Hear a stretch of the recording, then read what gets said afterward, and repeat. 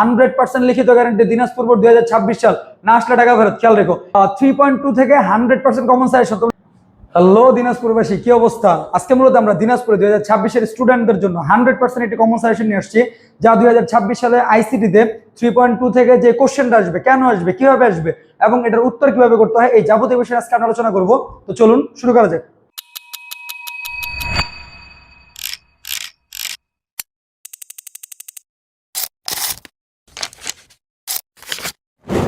তো আমরা যদি দেখি 2026 এর জন্য দিনাজপুর বোর্ডের সবচেয়ে যে গুরুত্বপূর্ণ টপিক আছে 3.2 এর, সেটা হচ্ছে লজিক গেট।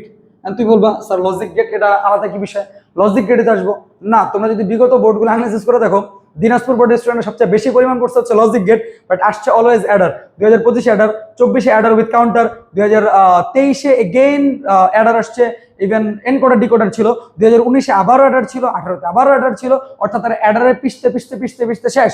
যার কারণে এই বছর প্রথমবার তাদের লজিক গেট থেকে কোশ্চেন আসবে, অর্থাৎ দিনাজপুর বোর্ড 2026-এ একটা উদ্দীপক, একটা লজিক গেট থাকবে। স্যার কেমন লজিক গেট? আমি একটা লজিক গেট ক্লিয়ার করতেছি, ভাই বোন আবার এটা হুবহু আসবে, বাট হ্যাঁ এই টাইপের একটা কোশ্চেন আসবে, যেখানে ধরো এরকম দিল যে দুটো লজিক গেট এ আর বি ইনপুট করছে, এগেইন একটা ন্যান্ড গেট ক্রিয়েট করছে, যেখানে এ ইনপুট দিছে দুইবার, এগেইন একটা ন্যান্ড গেট ক্রিয়েট করছে, বি ইনপুট দিছে দুইবার, এর পরবর্তীতে তারা আরেকটা ন্যান্ড গেট ক্রিয়েট করছে, এখানে আবার ইনপুট দিছে দুইবার, এগেইন আবার একটা ন্যান্ড গেট ক্রিয়েট করছে, ইনপুট দিছে দুইবার। এই হচ্ছে তাদের একটা উদ্দীপক হবে। স্যার এই যে উদ্দীপকটা, এটা হুবহু আসবে? কখনোই হুবহু আসবে না, আবার এটা চলে আসতে পারে খুব ঠান্ডা মাথায়। রিজন হচ্ছে এইটা না আসলেও এই টাইপের একটা কোশ্চেন থাকবে, এন্ড কপাল ভালো থাকলে হুবহু এই কোশ্চেনটা পাওয়া যেতে পারে, যেখানে তোমাদের লিখে দেবে এখানে যে আর বলে দিল, এরপরে তোমাকে এখান থেকে প্রশ্ন করবে, 1 নম্বর তোমাকে বলবে আর এর সরলকৃত মান নির্ণয় করো।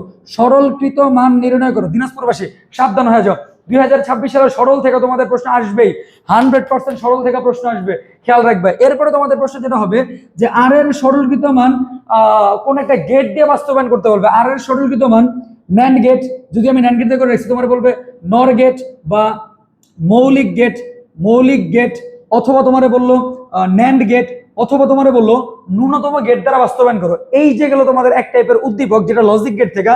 দ্বিতীয়, যেহেতু আমি বিগত বছরগুলোতে দেখলাম যে এরা সবসময় অ্যাডার নিয়ে কোশ্চেন করার চিন্তা করে, তাই যদি তারা উদ্দীপকে লজিক গেট দেয়ও, সেই ক্ষেত্রে তারা অ্যাডার টানার চেষ্টা করতে পারে।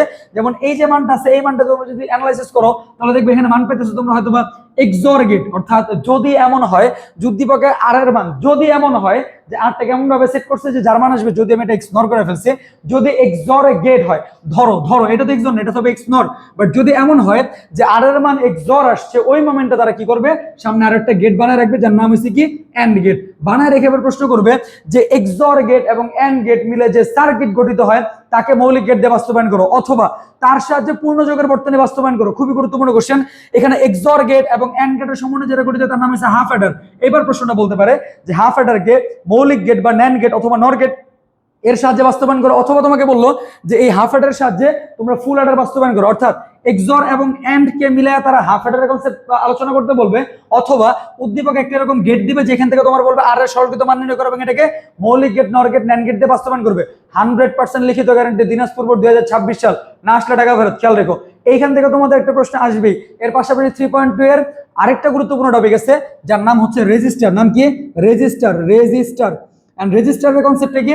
রেজিস্টার থেকে মূলত তোমাদের কনসেপ্টটা বলার রিজন হচ্ছে এরকম, 2024 সাল তোমাদের আসছিল কাউন্টার থেকে কোশ্চেন, কাউন্টারে মূলত রিপল আপ কাউন্টার সম্পর্কে আলোচনা করেছিল। এবার মূলত তোমাদের এই রেজিস্টার থেকে মূলত আমাদের দুই ধরনের যে রেজিস্টার আছে, নাম্বার 1 একটা হচ্ছে প্যারালাল রেজিস্টার, আর এটা হচ্ছে শিফট রেজিস্টার। শিফট রেজিস্টার, এই প্যারালাল রেজিস্টার এবং শিফট রেজিস্টার থেকে তোমাদের একটা গগ আসতে পারে, যেখানে তোমাদের প্যারালাল অথবা শিফট রেজিস্টার একটা গঠন দিয়ে দিবে, এটা তোমাকে বর্ণনা করতে বলবে। খেয়াল রাখো এই হচ্ছে দিনাজপুর বোর্ড 2026-এর 3.2 থেকে 100% কমন সাজেশন। তোমরা বলো স্যার মাত্র 2টা টপিক পড়লে হয়ে যাবো, 100% হয়ে যাবো, বাট হ্যাঁ এই 2টা টপিক ক্লিয়ার করার জন্য বিগত তোমাদের যে বুলিয়ান অ্যালজেব্রার কনসেপ্ট, তারপরে সরলীকরণের কনসেপ্ট, সত্য সারণী কনসেপ্ট, এই কনসেপ্টগুলো ভালো করে দেখবা। ও আরেকটা টাইপ আছে, আরেকটা টাইপ আমি বলতে পারি, যেটা আমি ঢাকা বোর্ডের জন্য ইম্পর্টেন্ট বলছিলাম, দিনাজপুর বোর্ডে সেটা আসতে পারে।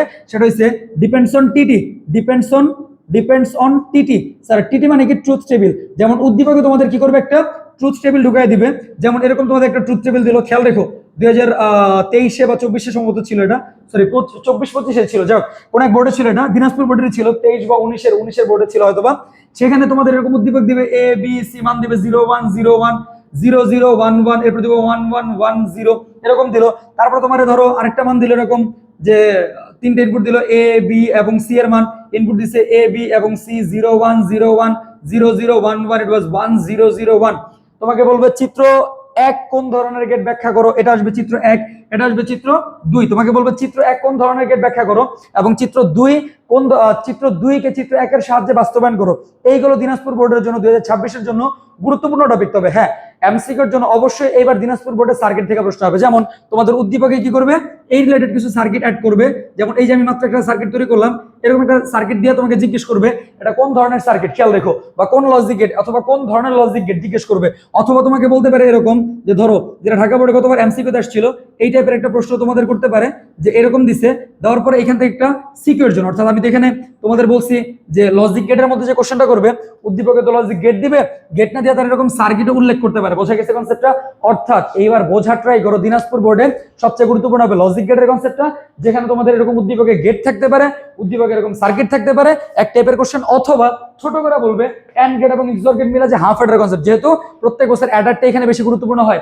এরপরে যদি খেয়াল করে এখানে উদ্দীপকে একটা রেজিস্টার সম্পর্কে আলোচনা করছি, প্যারালাল রেজিস্টার, শিফট রেজিস্টার, যেখান থেকে তোমাদের গ ঘষার সম্ভাবনা আছে। বাট হ্যাঁ, এটা 100% আসবে। ইভেন উদ্দীপকে তোমাদের এরকম ট্রুথ টেবিল দিয়েও লজিক গেট বের করতে বলতে পারে। এটা বিগত সময়গুলোতে তোমাদের অ্যাডার নিয়ে বলছে, বাট এবার ঠিক এই টাইপের লজিক গেটের প্রশ্নটা আসবে। এখানে যে 3টা আমি চিত্র দিছি, এর মধ্যে 100% একটা 2026 সাল দিনাজপুর বোর্ড পাবা। তো আশা করি বুঝতে পারছো। পরবর্তী বোর্ডের ভিডিওগুলো পাওয়ার জন্য আমাদের চ্যানেলটাকে লাইক দিয়ে সাবস্ক্রাইব করে পাশে থাকো। আল্লাহ হাফেজ।